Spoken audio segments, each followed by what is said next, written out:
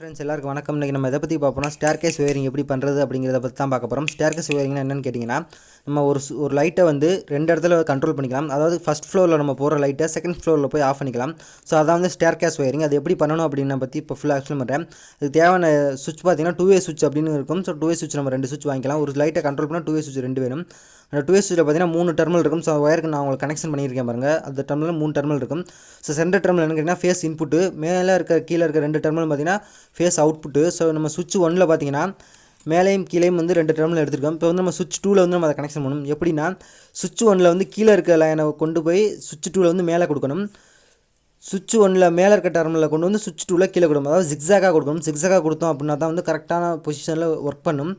சென்டராக இருக்க பொசிஷனில் என்ன பண்ணணும் அப்படிங்க, இப்போ பார்த்தீங்கன்னா நான் ரெண்டுமே வந்து ஒர்க் கனெக்ஷன் கொடுத்துட்டேன். அதாவது மேலேயும் கீழே ஜிக்ஸாகாக வந்து நான் ஒயர் கொடுத்துட்டேன். இப்போ பார்த்தீங்கன்னா சென்டராக இருக்க பொசிஷன், அதாவது சுவிட்ச் 2ல் வந்து நான் வந்து இந்த லோடை கனெக்ட் பண்ணுறேன். அதாவது மேலே நான் லைட் வச்சுருக்கேன் பாருங்கள். ஸோ அந்த லைட்டோட ஒரு டெர்மினலை வந்து நான் கனெக்ஷன் பண்ணுறேன். ஸோ ஃபேஸ் இந்த சுவிட்சுக்கு போகக்கூடிய ஃபேஸை வந்து நான் இதில் வந்து கனெக்ட் பண்ணுறேன். ஸோ இன்னும் சுவிட்ச் 1ல் பார்த்தீங்கன்னா சென்டராக வந்து ஃபேஸ் இன்புட் பண்ணுறேன்.